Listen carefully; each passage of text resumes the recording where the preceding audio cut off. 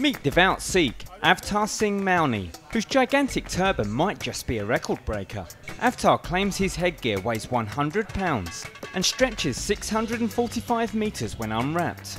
And if it's confirmed, the religious garment will overtake the current Guinness World Record holder, Major Singh, whose turban measures 400 metres in length.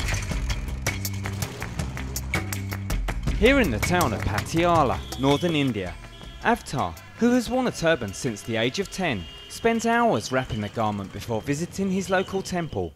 But over the last 16 years, he's gradually decided to increase its size. ਪਹਿਲਾਂ ਮੈਂ 152 metre, ਫਿਰ ਮੈਂ 250 metre, ਫਿਰ 100 Waheguru 365 metre, ਹੁਣ ਇਸ time 645 metre ਦਮਾਲਾ, ਜਿਹੜਾ ਮਹਾਰਾਜ ਦੀ ਕਿਰਪਾ ਨਾਲ ਜਿਹਦੀ ਲੰਬਾਈ, ਜਿਹਦੀ ਕੀਮਤ 32,000 ਕੱਪੜੇ ਦੀ ਬਣਦੀ ਹੈ, ਉਹਨੂੰ ਪਤਾ ਚਾੜੀ ਜਾਓ, ਚਾੜ ਕੇ ਜਿੰਨਾ ਉੱਚਾ ਹੱਥ ਜਾਂਦਾ ਨਾ, ਇੰਨਾ ਉੱਚਾ ਦਮਾਲਾ ਲੈ ਜਾਓ ਆਪਣਾ ਪਹਿਲਾਂ ਹੀ, ਇੱਕੋ ਹੀ ਦਮਾਲਾ। ਪਹਿਲਾਂ ਥੱਲਿਓਂ ਤਾਂ ਨੂੰ, ਤਾਂ ਤੋਂ ਠਾਂ ਨੂੰ, ਠਾਂ ਤੋਂ ਫੇਰ ਤਾਂ ਨੂੰ, ਬਸ ਮੰਜ਼ਲਾਂ ਵਾਲਾ ਹਿਸਾਬ ਆ, ਜਿਵੇਂ ਗੁੰਮਟ ਬਣਦਾ ਨਾ ਦਰਬਾਰ ਦਾ ਮੰਜ਼ਲਾਂ ਦੇ ਨਾਲ, ਐਦਾਂ ਮੰਜ਼ਲਾਂ ਤਿਆਰ ਕਰਕੇ ਦਮਾਲਾ ਇਹ ਇੱਦਾਂ ਹੀ ਸਜਦਾ ਵਾ, ਕੱਲਾ ਪੇਜ ਸੀ ਆ। And it's not just the wrapping process the 60-year-old has to think about. ਇਹ ਸ਼ਾਸਤਰ ਨੇ ਕੇਸਾਂ ਦੱਸੇ ਆਏ ਹੋਏ, ਜਿਨ੍ਹਾਂ ਦਾ ਵਜਨ ਦਮਾਲਿਆਂ ਦਾ ਪਾ ਕੇ ਚੱਕਰ ਚੰਦ ਤੋੜੇ, ਅਤੇ ਮਹਾਰਾਜ ਦੀ ਕਿਰਪਾ ਦੇ ਨਾਲ ਇਹਨਾਂ ਦਾ ਵਜਨ 80 ਤੇ 5 85 ਕਿਲੋ ਬਣਦਾ ਵਾ, ਤੇ ਵਿੱਚ 55 ਕਿਲੋ 50 ਕਿਲੋ ਸ਼ਾਸਤਰ ਹੀ ਹੋਣੇ ਆ ਕੇਸਾਂ ਦੇ ਵਿੱਚ, ਜਿਹੜੇ ਆ ਕੜੇ। ਕੋਈ ਭਾਰ ਮਹਿਸੂਸ ਨਹੀਂ ਮੈਨੂੰ, ਕੋਈ ਗਰਮੀ ਨਹੀਂ, ਕੋਈ ਪ੍ਰੋਬਲਮ ਨਹੀਂ, ਮੇਰੇ ਕੋਈ ਫੋੜਾ ਫੈਂਸੀ ਨਹੀਂ, ਮੈਨੂੰ ਕੋਈ ਬਿਮਾਰੀ ਨਹੀਂ ਲੱਗੀ ਹੋਈ। Finally ready for his daily visit to the local temple, Avtar adopts the only mode of transport that can accommodate his turban, a motorbike. Inevitably, his unusual look attracts attention around the Punjab. ਇਹਨਾਂ ਨੂੰ ਮਿਲਦੇ ਜੀ, ਮੈਂ ਇਹਨਾਂ ਨੂੰ ਪਹਿਲੀ ਵਾਰੀ ਦੇਖਿਆ ਜੀ। ਹਾਂਜੀ, ਚਲੋ ਅਸੀਂ ਤਾਂ ਇਹਨਾਂ ਨੂੰ ਹੁਣ ਮੈਂ ਤੁਹਾਨੂੰ ਦੇਖ ਕੇ ਹੀ ਆ ਗਿਆ ਵੀ ਬਾਬਾ ਜੀ ਬਹੁਤ, ਮੈਂ ਤਾਂ ਵਿਆਖਿਆ ਸੁਣ ਚੱਲਿਆ था जी, तो बाबा जी का बहुत स्वरूप अच्छा लगा, मैं तो करके जानू वो चले गए। हमने बाबा जी से पूछा कि बाबा जी आप इतनी बड़ी दस्तार कैसे लेके घूमते हो, लेकिन बाबा जी ने बताया कि ये तो मेरे लिए कुछ भी नहीं है, ये तो एक थोड़ा सा एक जैसे कमल का फूल होता है वैसे में मुझे लग रहा है कि। But the attention is not always appreciated, and Avtar would rather people spoke to him than just stared. ਉਹ ਤਾਂ ਇੰਨਾ ਟਾਂਟਾਂ ਲੱਗ ਜਾਂਦਾ ਫੋਟੋਆਂ ਖਿੱਚਣ ਦਾ, ਫੋਟੋ ਮੈਨੂੰ 6 ਘੰਟੇ ਪੱਗ ਬੰਨਣ ਨੂੰ ਲੱਗਦੇ ਆ, ਇਹ ਭਈਏ ਬਣ ਕੇ ਫੋਟੋ ਮਿੰਟ 'ਚ ਖਿੱਚ ਕੇ ਭੱਜ ਜਾਂਦੇ ਆ।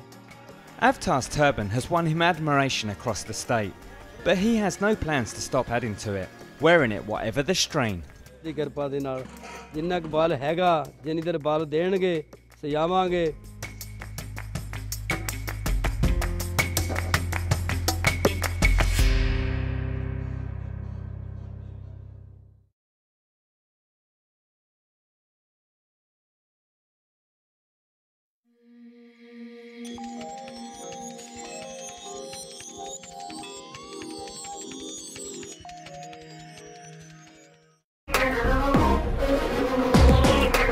September 2011, Parliament Square was a blaze of colour.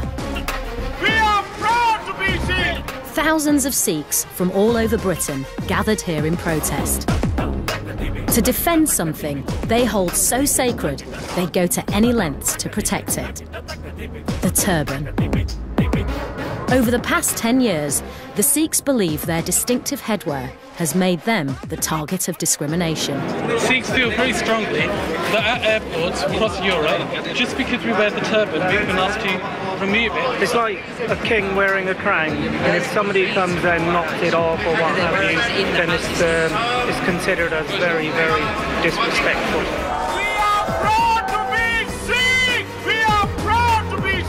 It's a problem Sikhs believe was born out of the terrorist attacks of the 21st century. At the time of 9/11, Bin Laden's image was shown on all the television pictures again and again and repeated, and he was a hate figure. He wore a turban. 9/11 changed everything because the Sikhs so often found themselves mistaken for Muslims precisely because they were wearing turbans.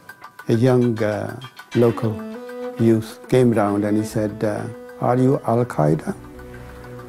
And I was really shocked. So just what does the turban really mean for Sikhs? This is the story of one of the most sacred symbols of the Sikh faith. From its origins in Mughal India, through the battlegrounds of Europe. I was dragged out of the aircraft. My first concern was my turban. To the struggle of British Sikhs for the right to wear it without fear. So we're never likely to see a turban on a Wolverhampton bus. It is most unlikely in the present circumstances. To be forced to remove one's turban is like receiving a deep spiritual wound. It is the lifeline of a Sikh. And we'll discover just why the Sikhs consider it so important they'd even risk their lives for it. A Sikh would die for the turban, without question. No turban, no Sikh.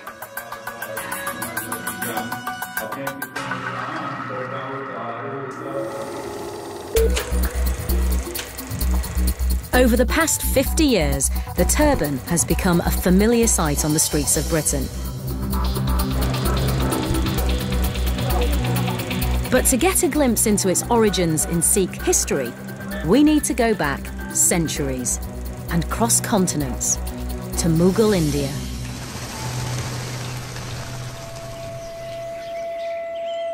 The Sikh faith was founded in the 15th century by Guru Nanak. It was a time when India was fraught with religious division. Muslim against Hindu, caste against caste. But the Guru stressed the belief in one God and the equality of all.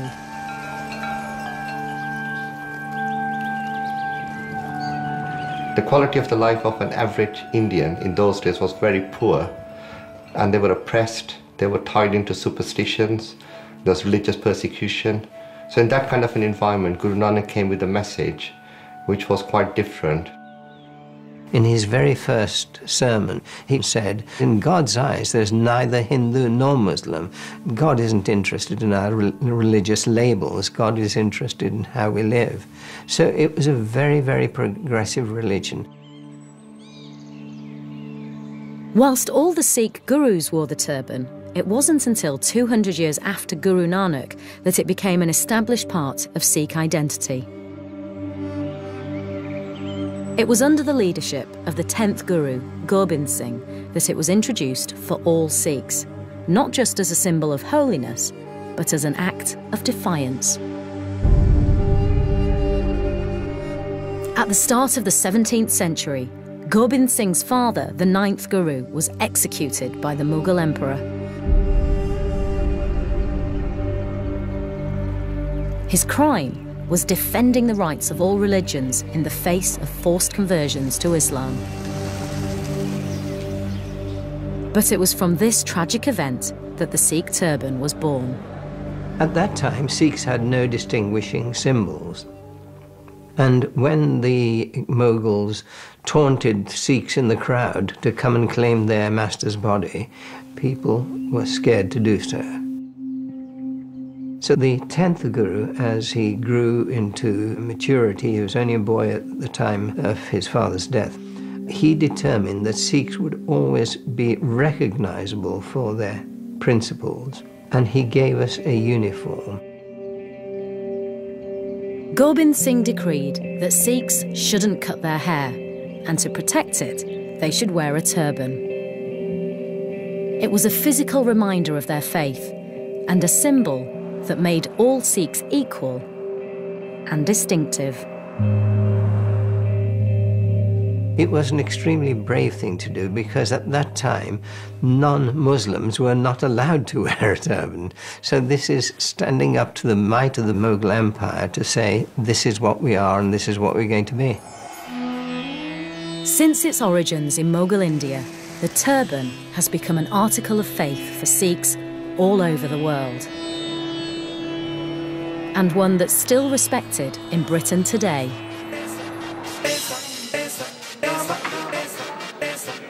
Turbans come in different colours, shapes and sizes, and they're important throughout a Sikh's life. When a child reaches a certain age, there's a formal ceremony to tie the turban. And this is often done by the mother's brothers. And when a Sikh dies, he dies wearing a turban. So when he's cremated, he's actually wearing a turban.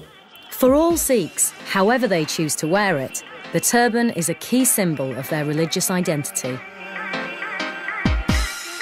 My turban represents who I am. It makes me feel like I can conquer the world. It gives me a unique identity to stand out in front of many people. Obviously, because immediately you look different, you've got to live by certain standards. I mean, you don't want to be swearing, you don't want to be doing bad things. So it encourages you to try to, stay on the right path.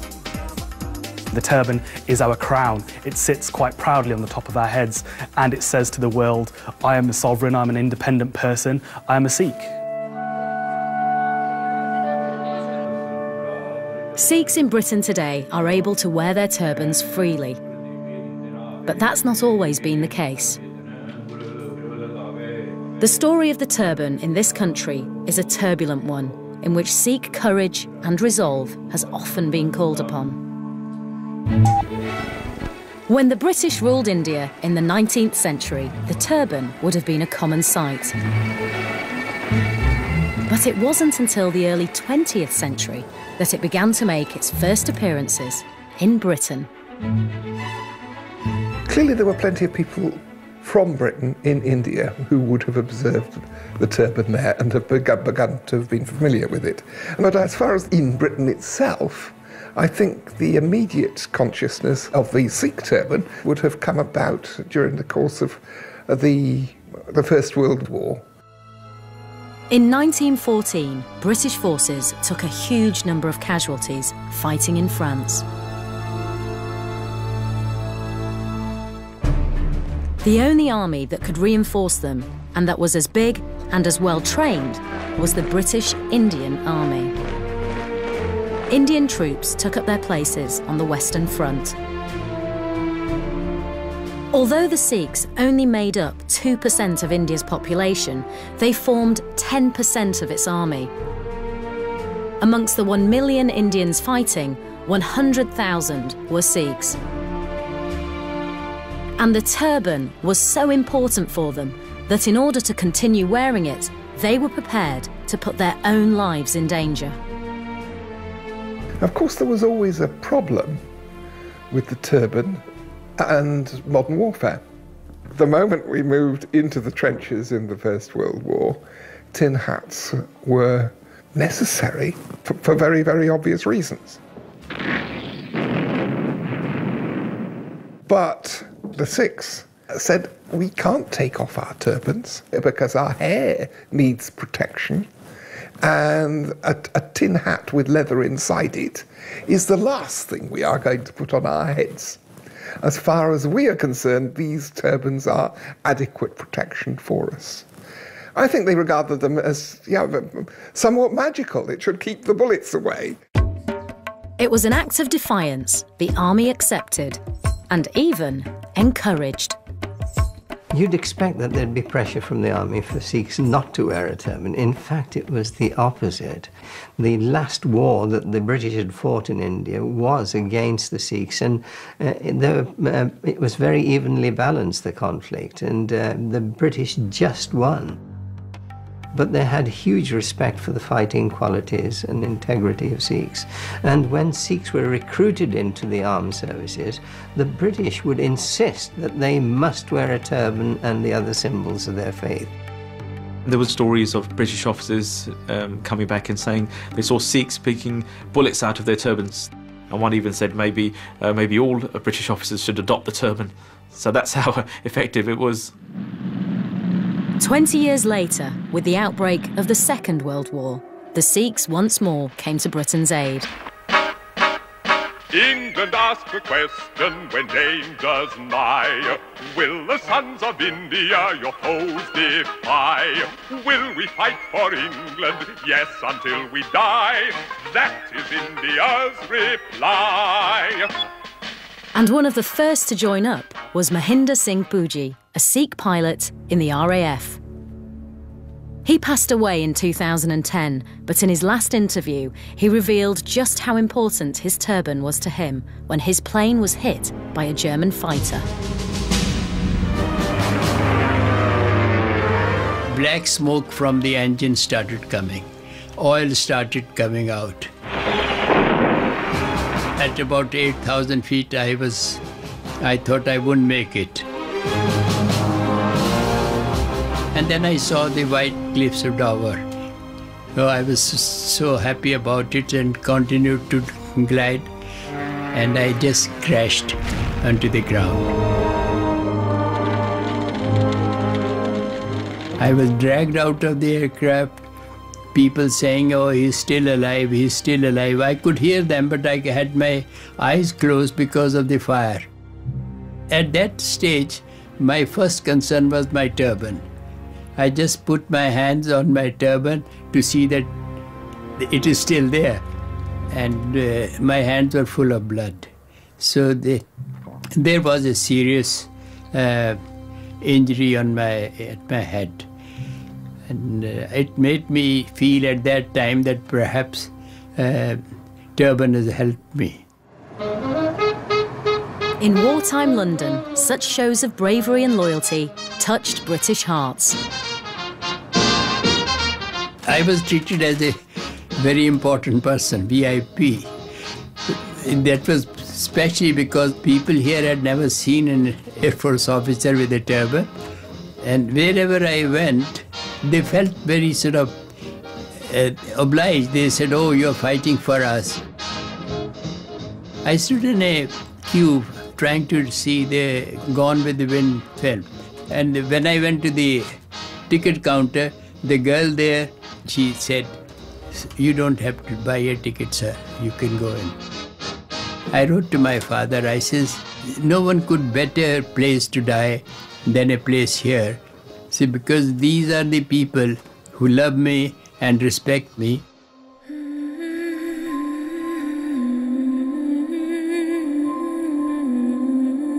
Thousands of Sikhs like Pooji were injured or lost their lives in the 2 world wars. Their sacrifice gave the turban a special status in Britain. During the Second World War and afterwards, the turban was seen as a symbol of loyalty to the British Empire, and the British showed respect for the turban because they surmised if someone is true to their faith, they will be true to the greater society and to the armed services. This is the first time that the world-famous Sikhs have taken part in a tattoo in the United Kingdom. And tonight we in Edinburgh would wish to accord them a very warm welcome. But once the threat of war had receded and the Sikhs were no longer crucial to Britain's military success, attitudes to the turban began to change.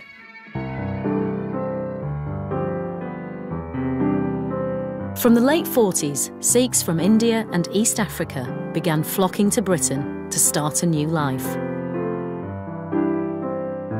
There were 2 reasons for such an influx of Sikhs or Indians. The first reason was Britain had just come out of the war and there was a labour shortage. So they invited people from former colonies, which included India, to come and help rebuild the country. So many Sikh men from the Punjab came to England to work in the foundries, the mills, the factories, and also we had the partition of India. Delhi, the 15th of August 1947, the day when the British at last shed the burden and responsibility of India. In 1947, India gained independence from Britain and was divided in 2, India and the new country of Pakistan. But the Punjab, the traditional home of most Sikhs, lay on the border and was split between them. Many Sikhs stranded in Muslim Pakistan fled. They had to leave their homes. Some came and settled in places like Delhi. Others thought, here's an opportunity, let's go and see something of this mother country of ours.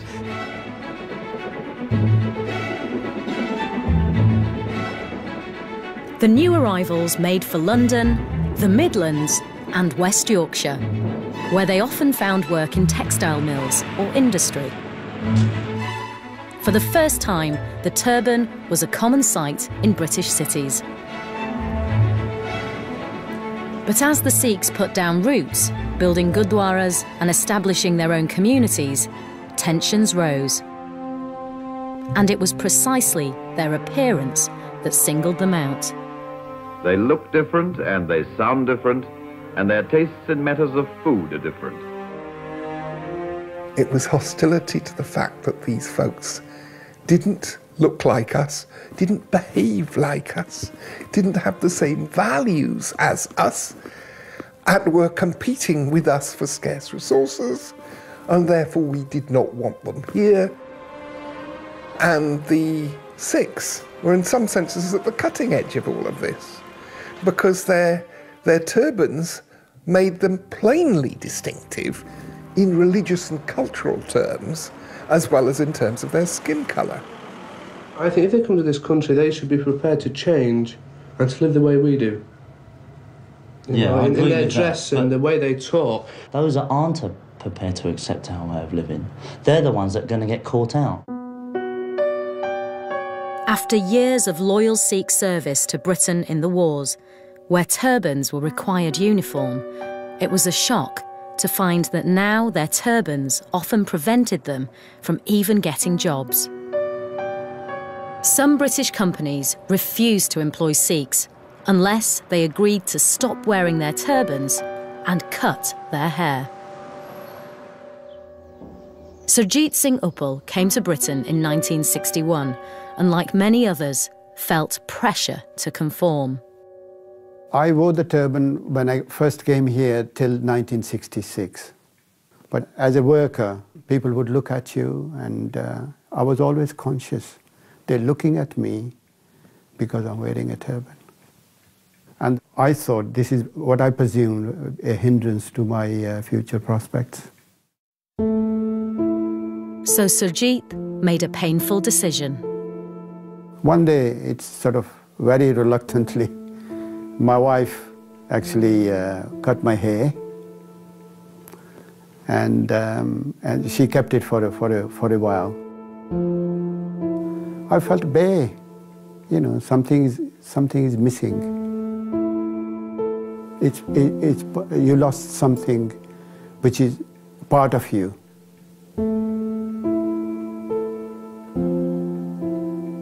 I would have loved to keep it.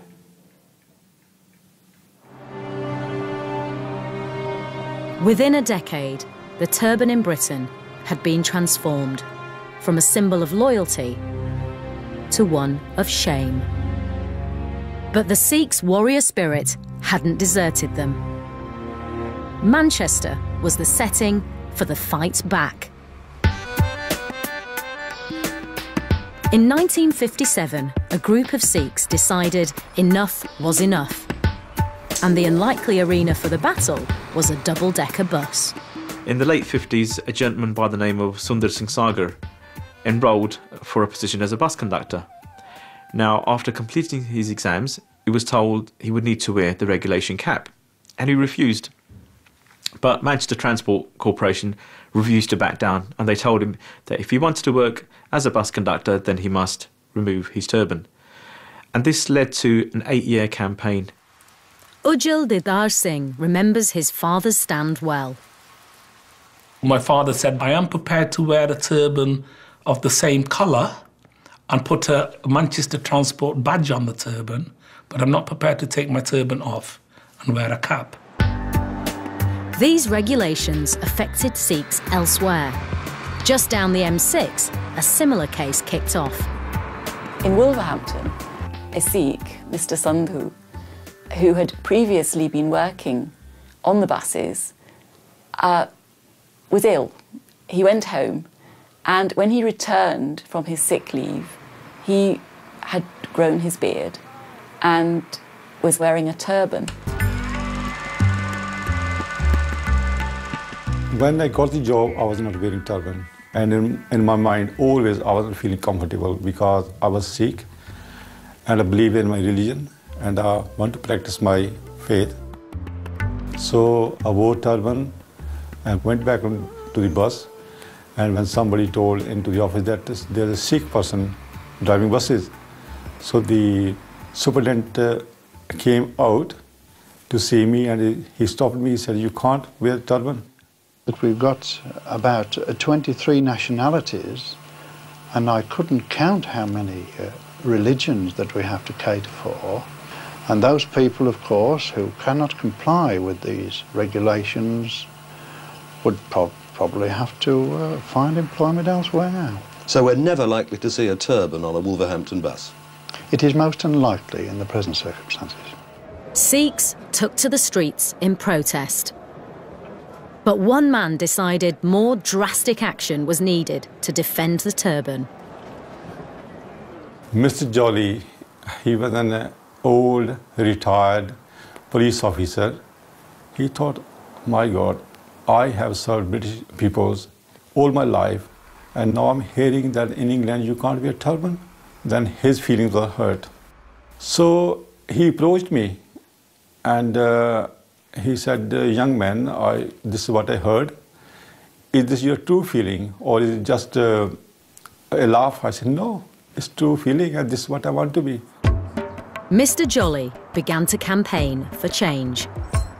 It is a question of principle. If a cross is to the Christians, if I tell you take off your cross and throw it away, and how much you feel it. Similarly, those people who are working there, they are forced to take off their beard and turban. They are forced to throw away their faith. But when his words fell on deaf ears, he made a radical threat. When he said all these methods are exhausted, he declared, he said, if he's not allowed to wear turban, I will burn myself to death. Suddenly, the story was headline news. If you have to die, Mr. Jolly, it's due to happen on Sunday. Are you not in any way frightened at all by the prospect? Well, I am not frightened for nothing. I am not frightened for anything. This is, I shall find it my privilege to sacrifice for the Sikh community. I said, well, you know, it was a shock to me in a way that somebody want to die for me. He said, I'm not dying for you, I'm dying for the cause. It's not for you, it is the cause.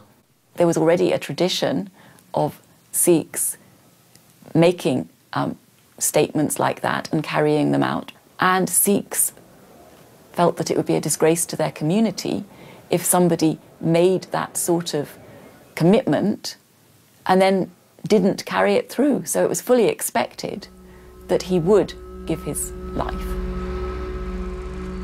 But at the 11th hour, disaster was averted. In the face of such pressure, the corporation backed down. Mr. Avtar Singh Azad became one of the first 2 Sikh bus drivers in Wolverhampton to wear a turban. The manager, Mr. Butler, called us that he said the corporation changed the rules. We can wear the turban now. This is the turban, actually, the blue color we suggested. He supplied us the turban from the corporation. He gave us the free turban to wear on the buses. It seemed to be a triumph for the turban. But the extreme tactics used by Mr. Jolly caused controversy, even amongst Sikhs themselves. In Manchester, the Sikhs had also had success, using diplomatic means. My father didn't agree with any form of threatening behaviour to achieve his goals, because he was a great believer in following procedure and political lines. His feeling was that the threats might actually alienate the local communities against the Sikhs, and that the Sikhs may seem to be radical people, which obviously we're not. And in Wolverhampton, such fears were proved right. The public were dismayed. They were dismayed that there should have been what seemed to be a climb down at gunpoint. I mean, with the fear that somebody was going to become a martyr. And so they expressed their indignation in letters to the press. That doesn't mean that they were all hostile to Sikhs as such or to the turban, but they certainly felt that this was no way for issues to be resolved responsibly. It was one step forward, two steps back. Wolverhampton bus drivers were wearing the turban, but Jolly's suicide threat was a public relations failure. The fight to wear the turban without provoking hostility was far from over. It was in the 1970s that the turban hit the headlines again, in another transport-related conflict. Get your motor running. Head out on the highway. This is the famous bike purchased by my father in 1973. It's a little bit worse for wear, but it's quite a famous bike, has a very unique history. In June 1973, it became illegal to ride a motorcycle without wearing a helmet. It was a law which transformed all turban-wearing motorcyclists from harmless bikers into criminals. Dr. Seat is an honest, law-abiding man. Don't give me all that rubbish about him being a law-abiding citizen. I mean, look at him now, look, he's riding that bike without a crash helmet. Biking Sikhs all over the country rode into trouble. Born to be wild. I know it is an offence to ride a motorcycle without a crash helmet, and you'll be reported for that offence. One of the lawbreakers was Sundar Singh Sagar. My father rode this motorcycle on the streets of Manchester and picked up a string of violations and was then taken before the magistrates and fined. And he was told that if he didn't pay his fine, he would go to prison. And eventually he was sent to prison for a week. Upon his release, myself and quite a number of the community members met at the doors of Strangeways prison. There was a loud cheer, and he was adorned by garlands. And we had his motorcycle ready, and he mounted his motorcycle in front of the Strangeways gates and proceeded to drive down Bury New Road. And in the short distance of about 1 kilometre, I think he was given traffic violation tickets, I think on 7 or 8 occasions.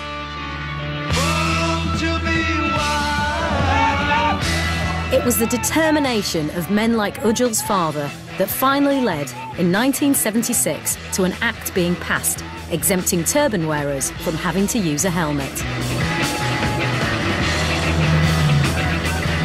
But this time, the turban's triumph had been achieved without alienating the public, and it had raised awareness of just how important the turban was for Sikhs.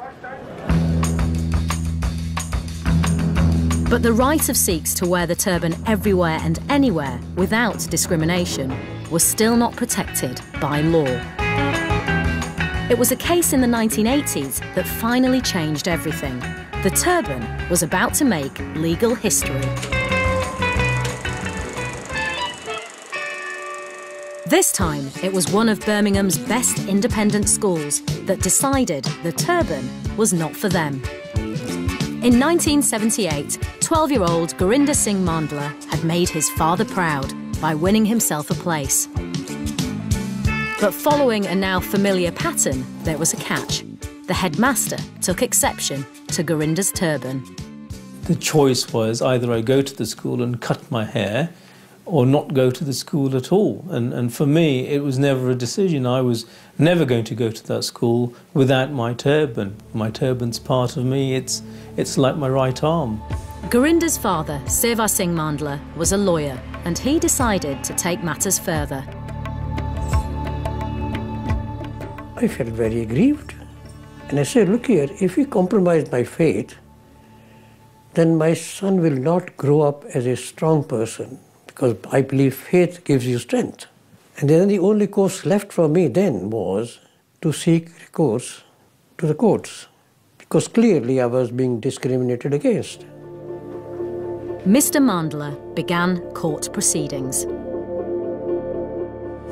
It was a course of action that would bring the turban to the forefront of the best legal minds in the land.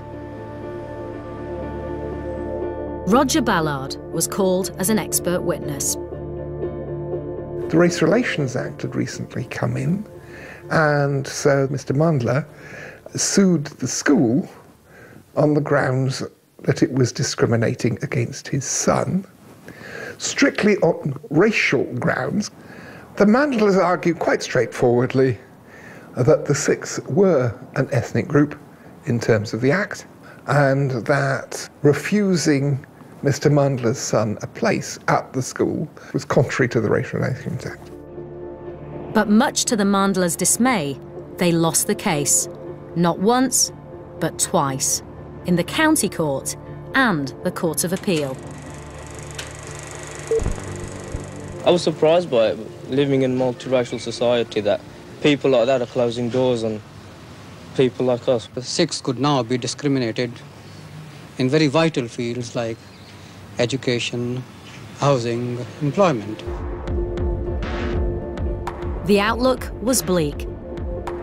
But the Mandlas weren't about to give up. And there was only one place left that could reverse the verdict: the House of Lords.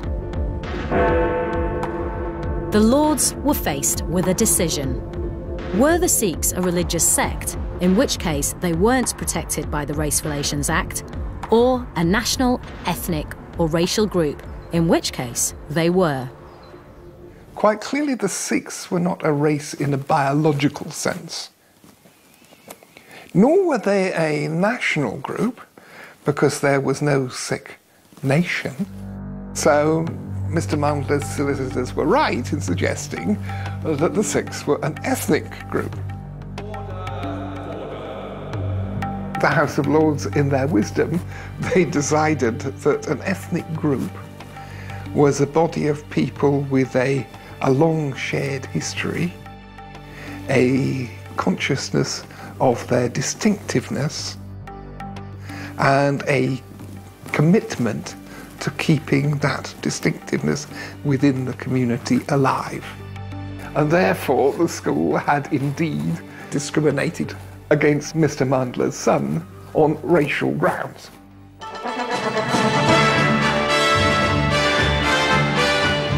Five law lords have ruled that a Birmingham headmaster broke the law by refusing to allow a Sikh boy to wear a turban for school. After a campaign that had lasted 5 years, it was a victory for the Mandlas and for the turban. I was overjoyed. I was overjoyed, not for myself, but for the community. I feel privileged that I was part of it. I think the Sikhs collectively showed that the will of the people can ensure that the right to self-worth, the right to one's identity, is now enshrined and protected. The Mandla case changed everything for Sikhs in Britain.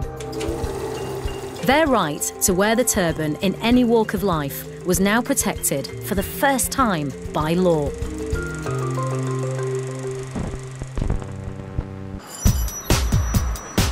Today, the results of the fight for Sikhs to wear the turban in Britain are evident everywhere. Good step out, Alex. Stop and a half down. The stylist has asked for a black turban, and he's asked for a very British style of turban, so it's quite a small turban as opposed to the ones you'll see in the Punjab. Marky, rest your eyes, rest your eyes. Strong expression, that's great. 20 years ago, I don't think I would ever have an opportunity like this to model for big high-end fashion designers, because people didn't understand the importance of the turban. So it was like an abnormality at that time, but now it's like accepted in every day of life, and I think that's definitely huge progress. The Sikh crown has made it to the pages of fashion magazines, but it's also found its way into the corridors of power. Since last September, there's even been a turbaned lord.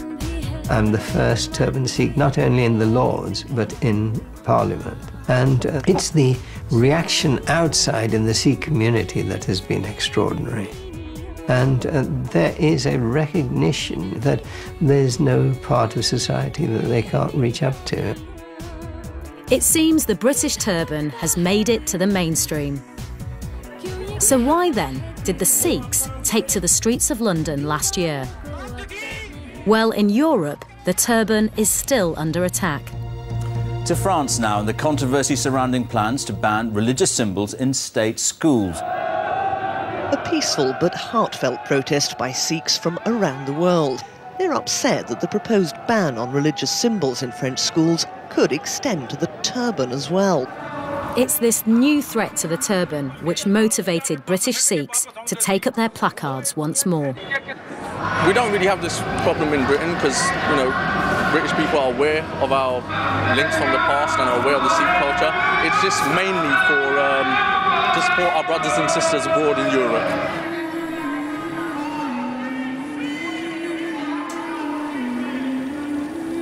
The fight for the turban hasn't just been about the right to don elaborate headwear. It's been a battle for religious freedom. And the British Sikhs have led the charge for change. It takes a lot of courage to stand up against the establishment, to challenge it.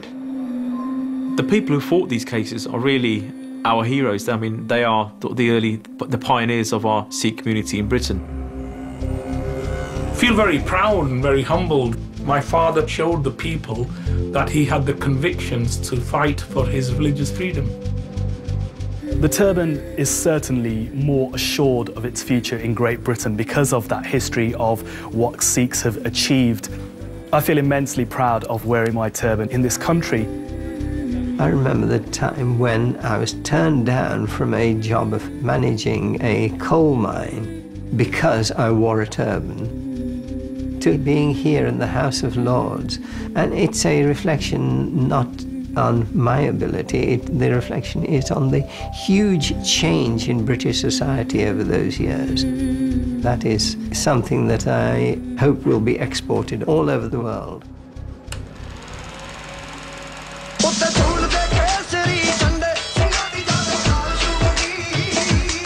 Gwyneth Paltrow is about to pursue a big dream as she stars alongside Mike Myers in our romantic comedy View from the Top, next on BBC One.